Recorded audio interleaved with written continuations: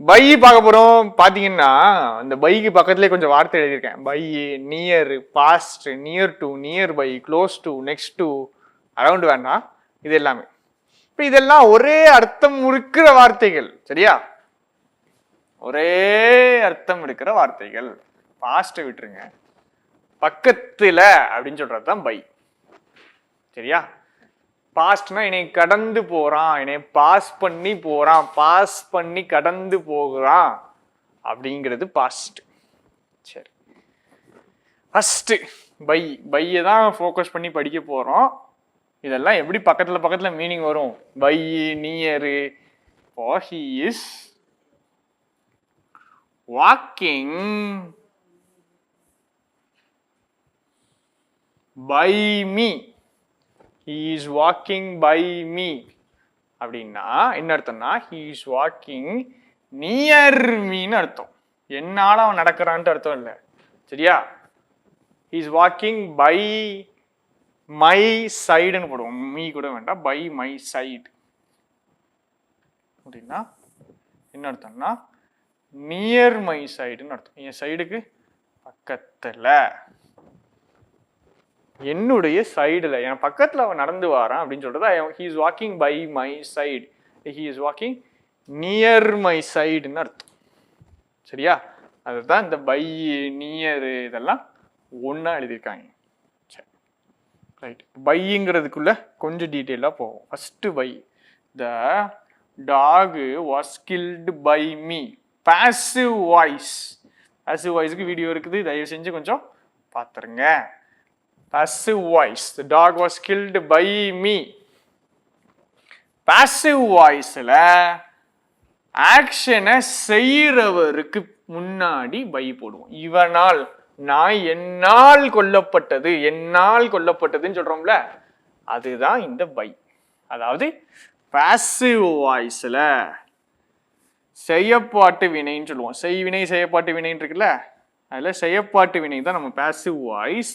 இந்த பாசிவ் வாய்ஸ்ல பை எழுதிட்டு தான் என்ன போடுவோம் அப்படின்னா டூவர் ஆஃப் தி ஆக்ஷன். ஆக்ஷனை செய்யறவர் போடுவோம். சரிங்களா? இந்த dog was killed by me. என்னால தான் நாய் கொல்லப்பட்டுச்சு. இதை பண்றது யாரு? இந்த மீ. அதனால ஆக்ஷனை செய்யறவருக்கு முன்னாடி பை போட்டிருக்கோம். சரியா? சரி, இப்போ பையுடைய எடுக்கிறதுல ஈஸியானது இதுதான். ஈஸியான யூஸ். பாசிவ் வாய்ஸ் போட்டோம்னா பை போட்டுட்டு தான் என்ன போடுவோம்? டூவர் போடுவோம். பாசிவ் வாய்ஸ் எழுதினாலே பை போட்டுட்டு டூவர் போடுவோம்.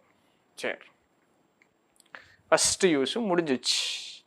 பாசிவ் வாய்ஸ்ல பை போட்டுட்டு doer. Second,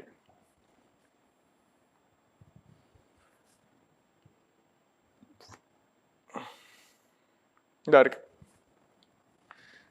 The report must be finished by tomorrow. The report must be finished by tomorrow அப்படின்னு அர்த்தம். இருக்கு. இது tomorrow, இது today, இது yesterday. past, present, future மாதிரி. சரியா? இது tomorrow. The report must be finished by tomorrow அப்படின்னா டுமாரோக்கு முன்னாடி, டுமாரோக்கு முன்னாடி நீ என்ன பண்ணணும்? ரிப்போர்ட்டை முடிச்சிருக்கணும். என்ன அர்த்தம் அப்படின்னா, சாரி, டுமாரோக்கு முன்னாடி இல்லை, டுமாரோக்கு உள்ள. நம்ம சொல்லுவோம்ல, நாளைக்குள்ள நான் என் ஹோம்ஒர்க்கை முடிச்சிடுறேன் அப்படின்னு அர்த்தம். நாளைக்குள்ள என் ஹோம்ஒர்க்கை முடிச்சிடுறேன் அப்படின்னு என்ன அர்த்தம்னா, இல்லை டுமாரோக்குள்ள ரிப்போர்ட்டை சப்மிட் பண்ணிடுறேன் என்ன அர்த்தம் அப்படின்னா, நான் என்னது இன்னைக்கு சப்மிட் பண்ணலாம், இன்னைக்கு சாயங்காலம் சப்மிட் பண்ணலாம், நாளைக்கு காலையில சப்மிட் பண்ணலாம், நாளைக்கு முடியறதுக்கு உள்ள அப்படின்னு அர்த்தம். இந்த பை போட்டு பின்னாடி ஒண்ணு போடுறோம்ல, இந்த டைமு தான் மேக்சிமம். ஒண்ணு இந்த டைமுக்கு முன்னாடி இல்ல இந்த டைம்ல. ஒண்ணு டுமாரோக்கு முன்னாடி நான் முடிச்சிருவேன், இல்ல டுமாரோ முடிச்சிருவேன். அதுக்குதான் என்ன அர்த்தம்? The report must be finish by tomorrow. Must be finish by டுமாரோனா என்ன அர்த்தம்னா ரிப்போர்ட்டை ஒன்று நீ டுமாரோவுக்கு முன்னாடி முடிக்கணும், இல்லை டுமாரோ முடிக்கணும். ஒன்று டுமாரோவுக்கு முன்னாடி, இல்லை டுமாரோ. சரியா? ஒன்று நாளைக்கு முன்னாடி, இல்லை நாளைக்கு. இன்னொரு எக்ஸாம்பிள் போடுவோம். We will reach home by 9 PM. 9 மணிக்குள்ள நாங்கள் வீட்டுக்கு போவோம். இதுக்கு என்ன அர்த்தம்னா இங்கே 9 மணி இருக்குது, இங்கே 10 மணி இருக்குது, இங்கே 8, 7, 6, 5. இது என்ன அர்த்தம் அப்படின்னா ஒன்று நாங்கள் என்ன பண்ணுவோம், 9 மணிக்கு முன்னாடி வருவோம், இல்லை 9 மணிக்கு வருவோம். கரெக்டாக ஒன்று 9 மணிக்கு வந்துடுவோம், இல்லை 9 மணிக்கு முன்னாடி வருவோம். 9 தாண்டி போகாதுன்னு சொல்கிறோம். 9 தாண்டி போகாது. ஒன்று 9 மணிக்கு உள்ள வந்துடுவோம், இல்லை 9 மணிக்கு வருவோம். ஒன்று அதுக்கு முன்னாடி, இல்லை கரெக்டாக அந்த டைமில் வந்துடும். சரியா?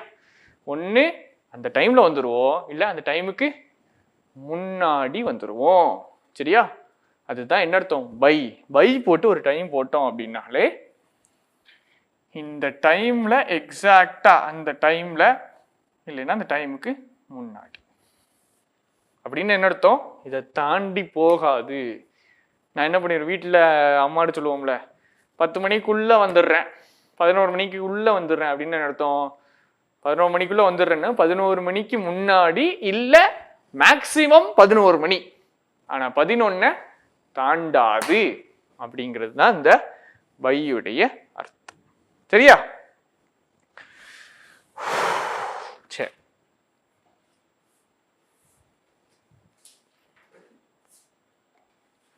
சரி. இப்போ இது வந்துட்டு உங்களுக்கு மீனிங் எப்படி எல்லாம் ஒன்றா இருக்கு அப்படிங்கிறதுக்காக கோ பை த பாண்ட். கோ, இது எல்லாமே கரெக்ட். அதாவது இது பாண்டு, இந்த குளத்துக்கு பக்கத்தில் போய் நில்லுன்னு நீங்கள் சொல்லணும்.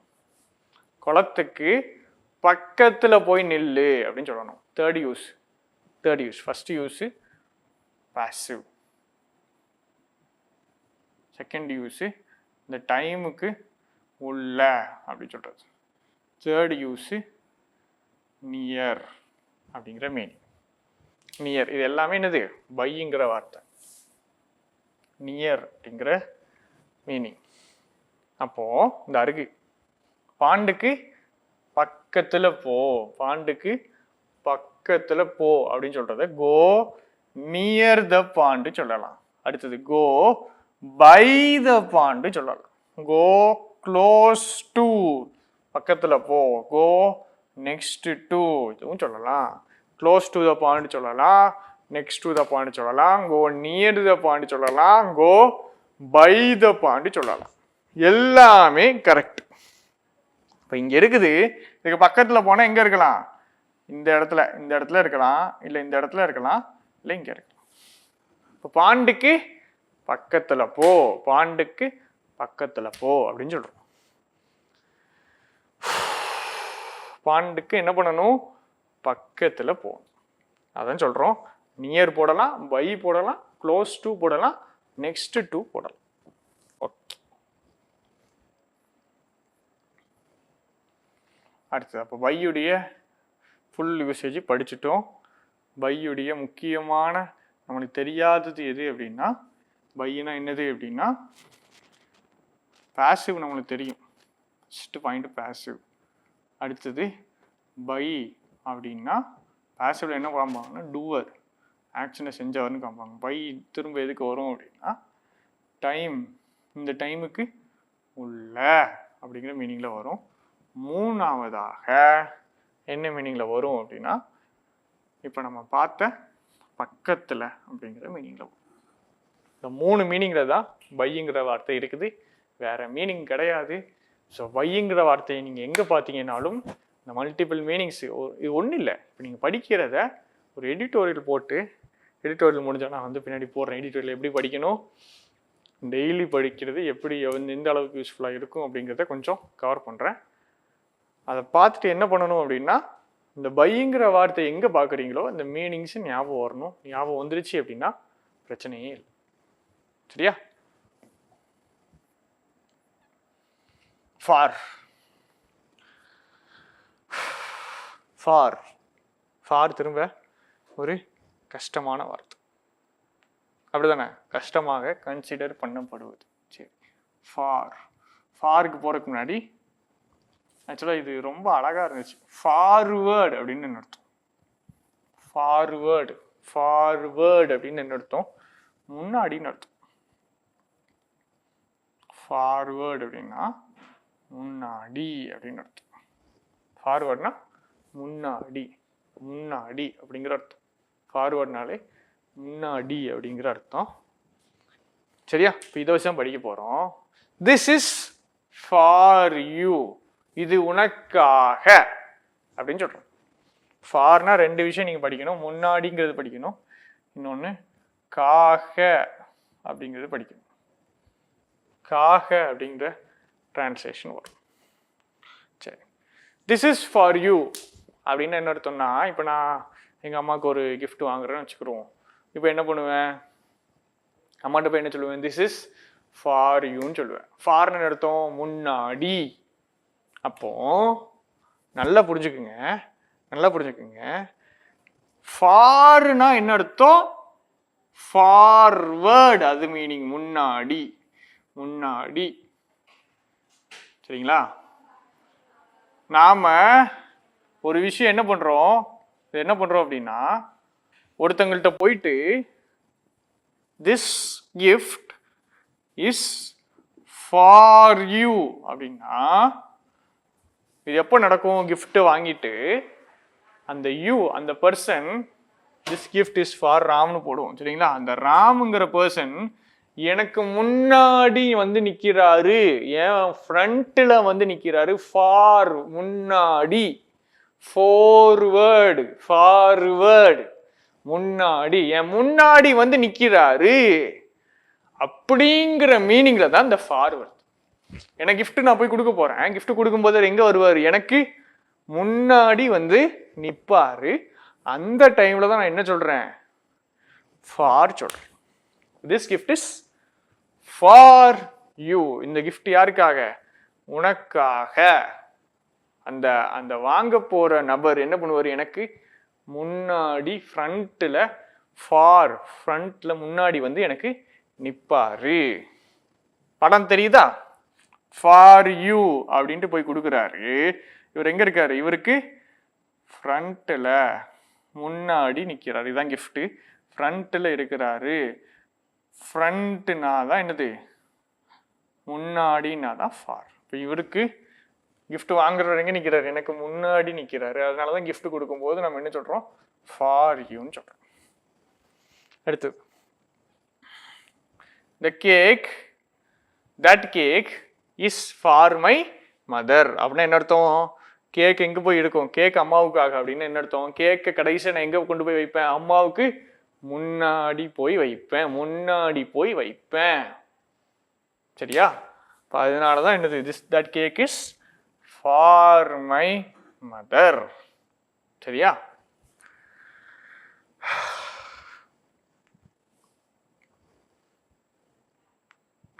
He bought a car for me. அப்படின்னு ஒருத்தவங்க காரை கொண்டு போயிட்டு அவன் என்ன பண்ணான்? எனக்கு முன்னாடி வந்து நிறுத்தினா. சரிங்களா? ஹீ பாட்ட மீங்கும் போது இந்த ப்ரோனவுன் கொடுப்போம். ஃபார் ராம். கார் ராமுக்காக என்ன பண்றாப்புல? ராமுக்காக ஒரு கார் வாங்குறாப்புல. என்ன பண்றாரு? காரை கடைசியை போயிட்டு ராமுக்கு முன்னாடி ஃபார்வர்ட் ராமுக்கு முன்னாடி எடுத்துறோம். அதான் FOR. அடுத்தது இது கொஞ்சம் புரியுதா அப்படின்னு பாருங்க. ஃபாருடைய ஆப்போசிட் தான் அகெயின்ஸ்ட். ஃபாருக்கு ஃபர்ஸ்ட் என்ன பார்த்தோம் அப்படின்னா, ஃப்ரண்ட்ல நிக்கிறவங்க, முன்னாடி இருக்கிறவங்க, நம்மளுக்கு முன்னாடி ஒரு விஷயத்த போயிட்டு அவங்க முன்னாடி பண்ண போறோம் அப்படின்னா என்ன சொல்லுவோம் அப்படின்னா ஃபார். செகண்டு காக அப்படிங்கிற மீனிங், காக அப்படிங்கிற மீனிங், இவங்களுக்காக. அதை தான் இவங்க இங்கிலீஷ் என்ன சொல்லுவாங்கன்னா, இங்கிலீஷ் என்ன போட்டிருப்பாங்கன்னா பெனிஃபிட். ஒருத்தவங்களுடைய யாருடைய பெனிஃபிட்டுக்காக, யாருடைய நலனுக்காக, யாருடைய நன்மைக்காக பண்றோமோ அதுக்கும் ஃபார் தான் யூஸ் பண்ணுவோம். I did it for him அப்படின்னு என்ன அர்த்தம்? நான் அவனுக்காக, அவனுடைய நன்மைக்காக, for him, for the benefit of, அவனுடைய நன்மைக்காக, காக அவனுக்காக பண்ணேன்னா அதுக்கு என்ன அர்த்தம்? அவனுடைய நன்மைக்காக பண்ணேன்னு அர்த்தம். சரியா? அப்போ ஒருத்தங்களுடைய பெனிஃபிட்டுக்காக நான் பண்றேன்னு காமிக்கிறது தான் என்னது இந்த ஃபார். இவங்களுடைய பெனிஃபிட்டுக்காக, அவங்களுடைய நலனுக்காக, அவங்களுடைய நன்மைகளுக்காக பண்ற காமிக்கிற வார்த்தை ஃபார்.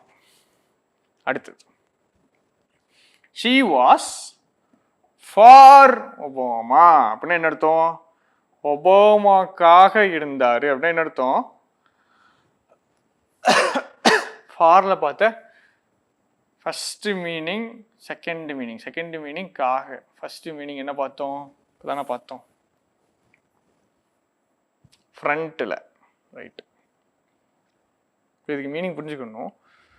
அவ ஒபாமாக்கு ஃப்ரண்ட்ல போய் நிக்க போறா அப்படிங்கிற மீனிங் வரல, ஃப்ரண்ட்லங்கிற மீனிங் வரல. காக அப்படிங்கிற மீனிங் வருதா? காகன்னா என்ன அர்த்தம்? இவங்களுக்காகனா இவங்களுடைய பெனிஃபிட்டுக்காக, பெனிஃபிட்.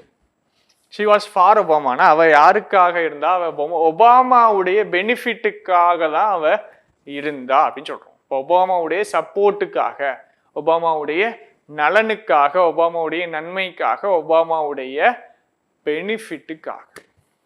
இப்போ இவங்களுடைய நலன்களுக்காக, இவங்களுடைய நன்மைகளுக்காக, இவங்களுடைய பெனிஃபிட்டுக்காக அப்படின்னு சொல்றது ஃபார்.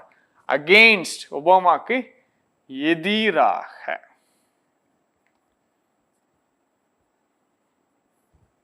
ஒபாமாக்கு எதிராக. ஃபாருக்கு அப்படியே ஆப்போசிட் அகெயின்ஸ்ட். சரியா?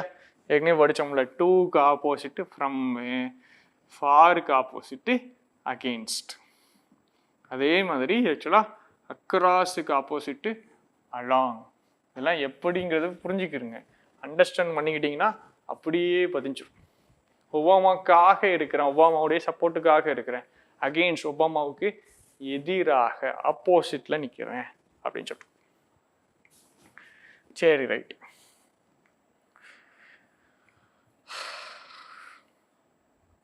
இது ஒரு முக்கியமான இது நிறைய பேருக்கு தெரியாது. சரிங்களா? சரிங்களா? ஃபாருங்கிறது எப்படி வரலாம்னா பிகாஸ், காரணம் சொல்றதுக்காக வரலாம். பிகாஸ் இல்ல பிகாஸ் ஆஃப், இதுக்கு பதிலாக வரலாம். Because of preposition, because conjunction. பின்னாடி கிளாஸ் வந்துச்சுன்னா பிகாஸ் போடுவீங்க, கிளாஸ் வராமல் நவுன் வந்துச்சுன்னா பிகாஸ் ஆஃப் போடுவீங்க. இதெல்லாம் இப்போ நம்மளுக்கு வேண்டாம். ஓவரா கிராமருங்கிற மாதிரி இருந்துச்சுன்னா ஒன்றும் கவலைப்படாதீங்க, நான் டிரான்ஸ்லேட் பண்ணுறேன். சரியா? இப்போ பின்னாடி நவுன் இருந்துச்சுன்னா நான் என்ன போட போறேன்னா பிகாஸ் ஆஃப் போட போறேன். பிகாஸ்னால என்ன அர்த்தம்? பின்னாடி என்ன வரும்? காரணம் வரும், ரீசன். ஃபாரும் எதுக்கு வரும் அப்படின்னா இந்த ரீசனுக்கு வரும். இது நிறைய பேருக்கு தெரிய மாட்டேங்குது. ஸோ இதை கொஞ்சம் நல்லா பார்த்துக்கணும். சரிங்களா? he passed because, ரீசன் எழுத போறேன், because he worked hard. Hand writing கொஞ்சம் கேவலமாக தான் இருக்கு, அட்ஜஸ்ட் பண்ணிக்கோங்க. he passed because he worked hard. he passed because he worked hard. Pass ஆனா ஏன்? ரீசன். முன்னாடி என்ன வரப்போகுது? ரீசன். ரீசன் போட போறாங்க. he worked hard. Reason he worked hard. சரி, இப்போ என்ன பண்ண போறேன் அப்படின்னா இதை எழுத போறேன். கரெக்டான்னு சொல்றேன்.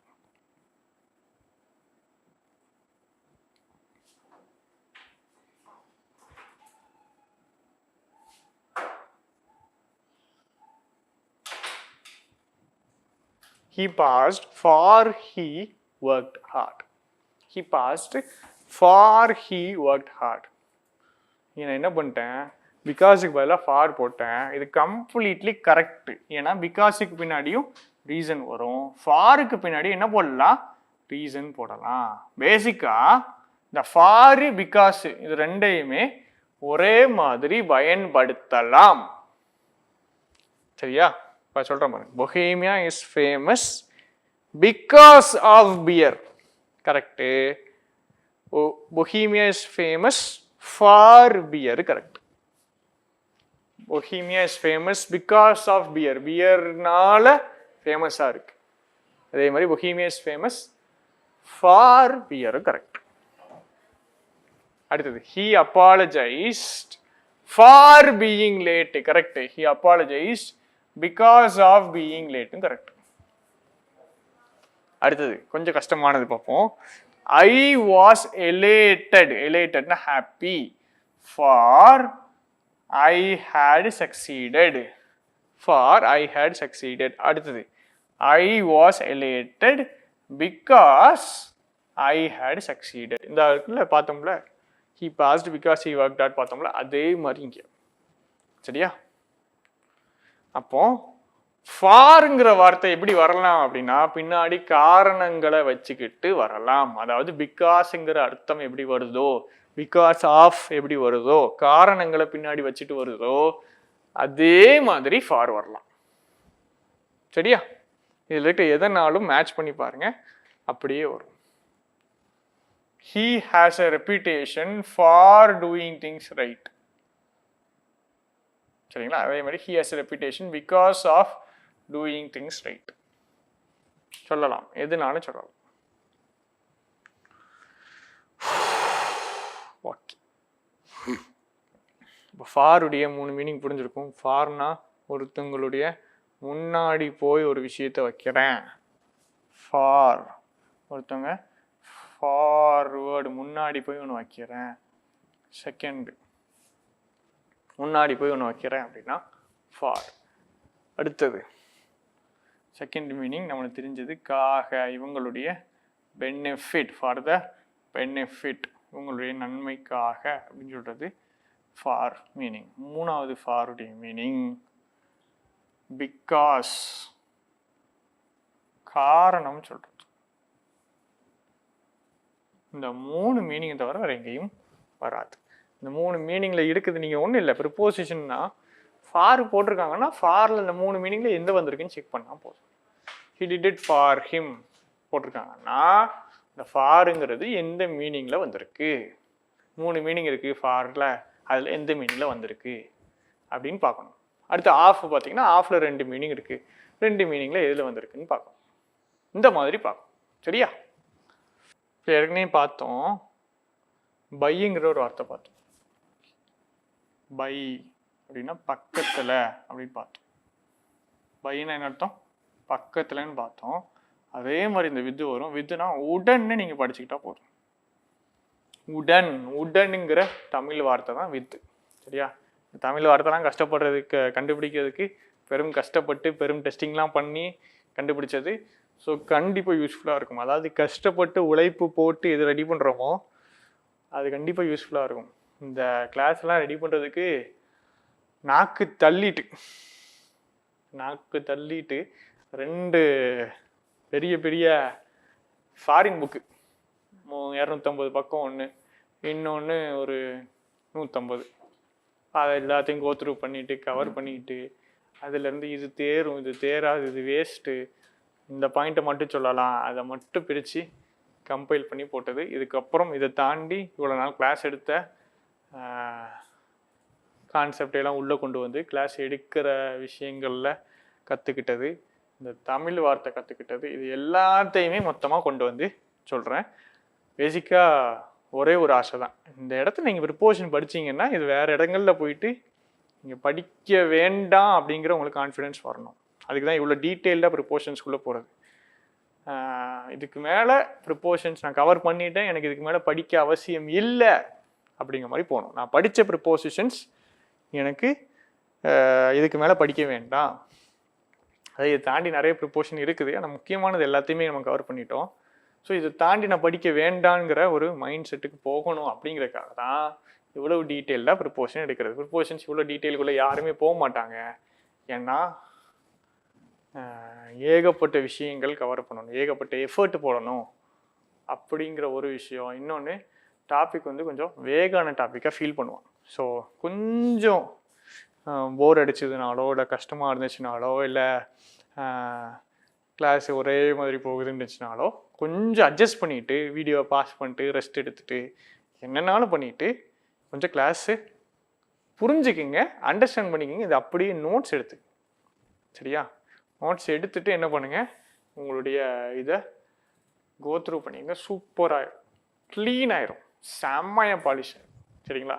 இதனால தான் இதை வந்துட்டு மெயினாக உங்களுடைய இதில் போடணும், டைரக்ட் கிளாஸில் விட உங்களுடைய ஏதாவது வேறு ஏதாவது ஒரு யூடியூப்லையோ இல்லை வேறு எதுலையோ போடணுங்கிற ஐடியாவே எதுக்கு அப்படின்னா, இதை நீங்கள் பாஸ் பண்ணி பார்த்துக்கிடலாம் அப்படிங்கிறக்காக தான் சரியா.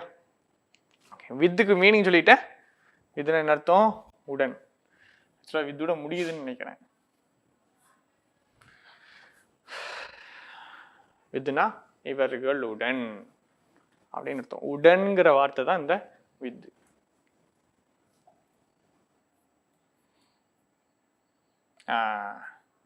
சூப்பர். இப்போ பாருங்க, இல்லை ஏகப்பட்ட படம் இருக்குது. இதில் ஹெச்ங்கிறது ஹேமர், ஹெச்ங்கிறது ஹேமர், எஸ்ங்கிறது ஸ்க்ரூ டிரைவர்ஸ், ஸ்க்ரூ டிரைவர்ஸ் சரிங்களா. ஹெச்ங்கிறது ஹேமர், எஸ்ங்கிறது ஸ்க்ரூ டிரைவர்ஸ். சரி ரைட்டு. இப்போ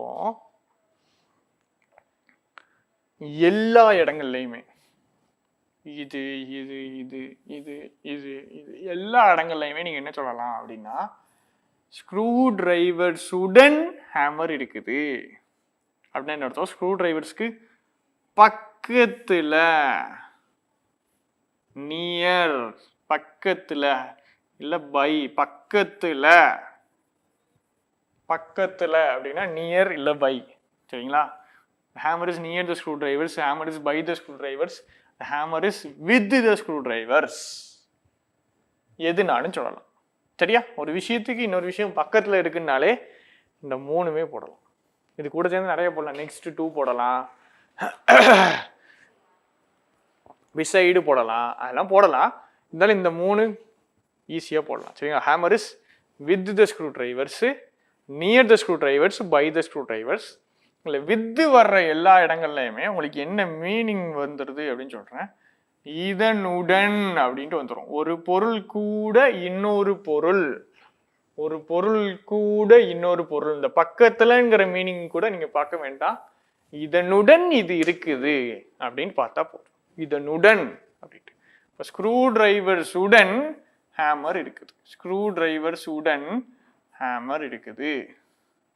உடன், உடன், உடன், அதே மாதிரி இங்கேயும் உடன், ஸ்க்ரூ டிரைவர்ஸ் உடன் ஹேமர் இருக்குது. இப்போ ஸ்விம்மிங் பூல் உடன் இருக்கிற ஒரு மேன்ஷன். ஸ்விம்மிங் பூல் எது கூடயே இருக்குது? மேன்ஷனு கூடயே இருக்குது. இப்போ மேன்ஷன் இருக்குது, மேன்ஷனுக்கு கூடவே என்னது வந்துருச்சு? ஸ்விம்மிங் பூல் வந்துருச்சு. இது வித்துடைய ஒரு முக்கியமான மீனிங், நிறைய பேருக்கு தெரியாத மீனிங், கொஞ்சம் ஸ்ட்ரகிள் ஆகிற மீனிங் வித்து உடன் அப்படிங்கிறது.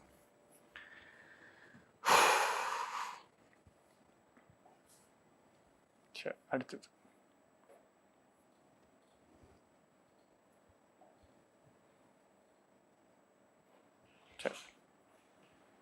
Ram was killed by Ravi. இது போடும், இது போடும் அப்படிதானே. ஏன்னா பாசிவ்ல டூவருக்கு என்னதான் போடுவோம்? பை போடுவோம். பாசிவ்ல டூவருக்கு பை போடுவோம். ஓகே, இப்போ இது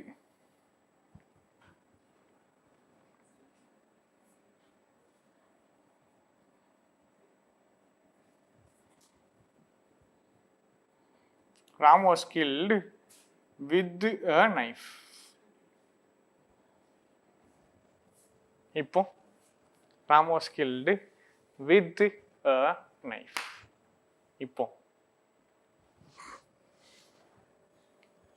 இப்போ என்ன அப்படின்னா நல்லா புரிஞ்சுக்குங்க ஆக்ஷனை செய்யறவர்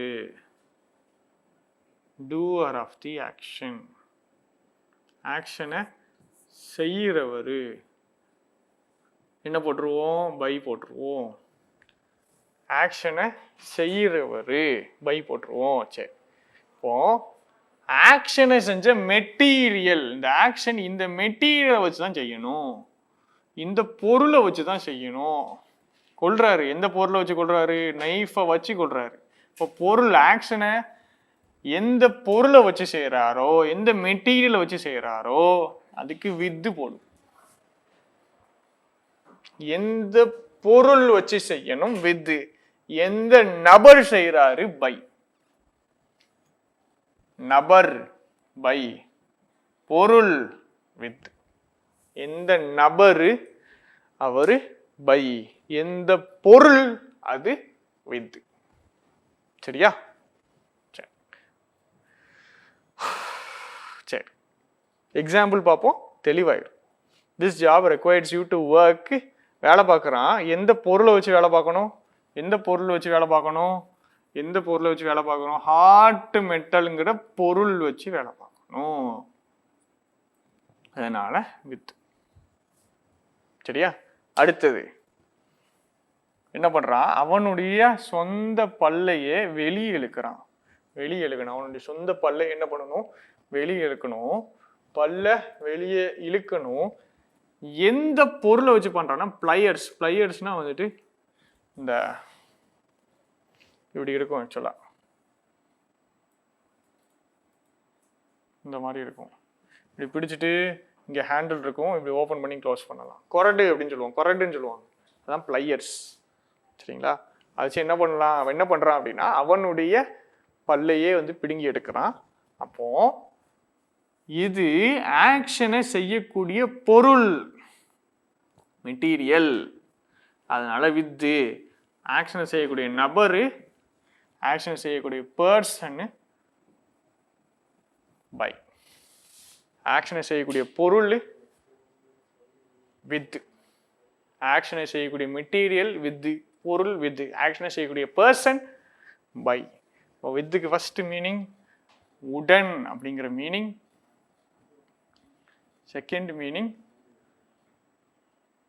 ஏஜென்ட்னு போட்டிருக்காங்க நம்ம இந்த ஏஜென்ட் எல்லாம் வேண்டாம் மெட்டீரியல் ஆக்ஷனை செய்யக்கூடிய மெட்டீரியல் ஆக்ஷனை செய்யக்கூடிய பொருள் அப்படின்னு எடுத்து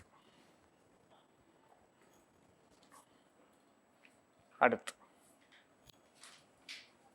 நம்மளுக்கு தெரியும் she arrived with him அவன் உடன் வந்தாள் அவன்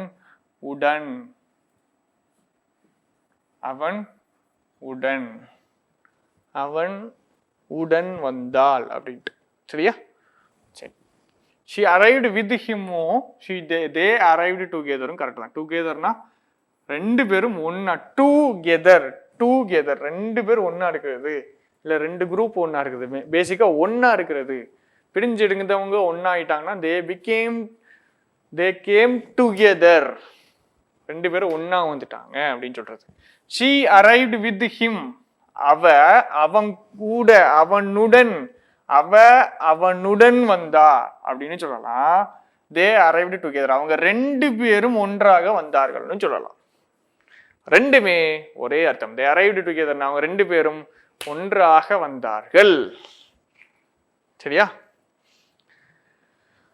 அவங்க ரெண்டு பேரும் எப்படி வந்தாங்க ஒன்றாக வந்தார்கள் அப்ப டுகெதருக்கும் வித்துக்கும் ஒரு பயங்கர ஒரு லிங்க் இருக்கு வித்துனா இவர்களுடன் அந்த ரெண்டு பேரும் இவங்க கூட இவங்க அப்படின்னு சொல்றது இந்த வித்து சரியா இவங்களுடன் இவர்கள் வித்து ரெண்டு பேரும் ஒன்னாயிட்டாங்கன்னா டுகெதர் சரியா அடுத்தது ஹெட்ஸ் உடன் ஹேண்டில்ஸை போட்டார் ஹெட்ஸ்னா ஒன்றும் இல்லை உங்களுடைய டூல்ஸ் இருக்குல்ல, டூல்ஸில் ஹெட்ஸு தனியாக இருக்கும், ஹெட்ஸுக்கு ஹேண்டில்ஸு தனியாக இருக்கும். இந்த ட்ரில்லிங் மிஷின்லாம் பார்த்தீங்கன்னா அதுக்குன்னு தனித்தனி ஹெட் இருக்கும். இந்த இப்படி இப்படி ஹெட் இருக்கும், ஹெட்டு வேறு வேறு ஹெட் இருக்கும். இந்த ஹெட்லாம் இருக்குல்ல, இந்த ஹெட்ஸு வேறு, அந்த ஹேண்டில் வேறு. ஹெட்டையும் ஹேண்டிலையும் நம்ம என்ன பண்ணிக்கிறோம், தனித்தனியாக கலட்டிக்கிடலாம், தனித்தனியாக கலட்டி மாட்டிக்கிடலாம். ஸோ அந்த கான்டெக்ஸ்டில் தான் பேசுகிறாங்க. டூல்ஸு, இந்த டூல்ஸ் எல்லாம் பார்த்தீங்கன்னா உங்களுக்கு நல்ல ஐடியா கிடைக்கும். சரிங்களா? அப்போ ஹெட்டு உடன் ஹேண்டில்ஸை வைக்க சொல்கிறாங்க. ஹெட்டு உடன் ஹேண்டில்ஸை வைக்க சொல்கிறாங்க. அப்படி சொல்லலாம், ஹெட்டு உடன் ஹேண்டில்ஸை வைங்கன்னு சொல்கிறாங்க. இல்லை ஹேண்டில்ஸையும் ஹெட்ஸையும் ஒன்றாக வைங்க, ஹேண்டில்ஸையும் ஹெட்ஸையும் என்ன பண்ணுங்க, ஒன்றாக வைங்க அப்படின்னு சொல்கிறோம். சரியா? சரி. He put the handles with the heads உடன் ஹேண்டில்ஸை வச்சாரு, ஹெட்ஸையும் ஹேண்டில்ஸையும் ஒன்றாக வைத்தாரு, ஹெட்ஸையும் ஹேண்டில்ஸையும் ஒன்றாக வைத்தார். He put the heads and handles together, ஹெட்ஸையும் ஹேண்டில்ஸையும் ஒன்றாக வைத்தார். இங்கே ஹெட்ஸ் உடன் ஹேண்டில்ஸை வச்சார், ஹெட்ஸ் உடன் ஹேண்டில்ஸை வச்சார். சரியா? ஓகே. அப்போது வித் டுகெதர் எல்லாம் படித்தாச்சு, அவ்வளோதான் நினைக்கிறேன். சரி, இன்னும் ஒரே ஒரு விஷயம், ஒரு சின்ன விஷயம். அக்ராஸ் படித்தோம், நம்ம அலாங் படிக்காம விட்டுட்டோம். அக்ராஸ் படிச்சு அலாங் படித்த மாதிரி தான், 2 நிமிஷம் படித்து முடிச்சிடலாம். அக்ராஸ் ரோடு இப்படி இருக்கு, இதான் ரோடு. சரியா? அக்ராஸ் என்ன சொல்லியிருக்கேன், 90 டிகிரி 90 டிகிரி ஒன்று, ஹோல் ஏரியாங்கிறது 2வது. அக்ராஸ்னா 90 degree. I went across the ரோடுனா என்ன அர்த்தம்னா, ரோடு இப்படி இருக்கு, ஐ வெண்ட் அக்ராஸ் த ரோடுனா இப்படி போறது, கிராஸா 90 டிகிரியில் போகிறது. ரோடு கிராஸா 90 டிகிரியில் போகிறது. ஐ வெண்ட் அக்ராஸ் த ரோடு, ரோட்டுக்கு கிராஸாக போகிறது. ஐ went across the road. Right. Along, along along along long long long long longitude length longitude along எல்லாம் ஒரே இதுதான். சரியா? I went along the roadனா இப்படி போறது. ரோடு இப்படி இருக்குது, ரோடுக்கு பேரலல்லா, ஒரு விஷயத்துக்கு பேரலல்லா டிராவல் பண்ணதுக்கு பேரு அலாங். ரோடு இருக்குது, ரோட்டுக்கு பேரலா போறேன் அலாங். ரோடு இப்படி இருக்கு, ரோட கிராஸ் பண்ணி போறேன் across. I went across the road, across the road. I went along the road, I went along the road. Road இருக்கு, ரோட்டோடு அப்படியே போனேன். ரோட் எடுக்கிற லென்த்துக்கு அதே டைரக்ஷன்ல டிராவல் பண்ணேன், பேரலா டிராவல் பண்ணேன். பேரலா நான் போறேன்னா எனக்கு பேரலா டிராவல் பண்றது along, parallel travelling. He came along with me அப்படின்னு என்ன அர்த்தம்னா, நான் போறேன் என்னுடன் பேரலா அவன் வர்றான். அலாங் பேரலா, அலாங் வித் என்னுடன், உடன் பேரலா, அலாங் வித் என்னுடன் பேரலா வர்றான் அப்படின்னு அர்த்தம். அக்ராஸ் அப்படின்னா பெர்பெண்டிகுலர், 90 டிகிரியில போதும். அலாங்னா பேரலல், அக்ராஸ்னா பெர்பெண்டிகுலர். சரியா? அலாங் படிச்சாச்சு, அக்ராஸ் படிச்சாச்சு, எல்லாமே படிச்சாச்சு. டைம் கிடைச்சது அப்படின்னா முதல்ல இருந்து என்ன பண்ணிடுங்க, ஒரு தடவை ரிவைஸ் பண்ணிடுங்க. ஏன்னா ரிவிஷன் இல்லாமல் விஷயங்கள் மறந்த மாதிரி இருக்கும். ஒரு தடவை என்ன பண்ணிடுங்களா, மறக்காமல் ஒரு தடவை ரிவைஸ் பண்ணிடுங்க. ரிவைஸ் பண்ணிட்டீங்க அப்படின்னா நல்ல ஒரு மைண்டில் போய் விழுந்துடும். ரிவைஸ் பண்ணதுக்கப்புறம் என்ன பண்ணிக்கலாம், அடுத்த டாப்பிக்கு போயிடலாம். ரிவைஸ் பண்ணாமல் போயிடாதீங்க. ஒரு நாள் உட்காந்துட்டு எல்லாத்தையுமே பார்த்த எல்லாத்தையுமே இங்கேருந்து ஆரம்பித்து எல்லாத்தையுமே மொத்தமாக இருக்கிறத ரிவைஸ் பண்ணிடுங்க. சரியா? ரிவிஷன் இருக்கிறது ரொம்ப ரொம்ப முக்கியம். நோட்ஸ் எழுதிக்கிங்க. நோட்ஸ் எழுதிட்டு அந்த நோட்ஸை திருப்பி பாருங்கள். கூடவே சேர்ந்து கிளாஸையுமே கொஞ்சம் வேகமாக பார்த்தீங்க அப்படின்னா ரிவைஸ் பண்ணி முடிச்சிடலாம். சரியா? Okay, thank you.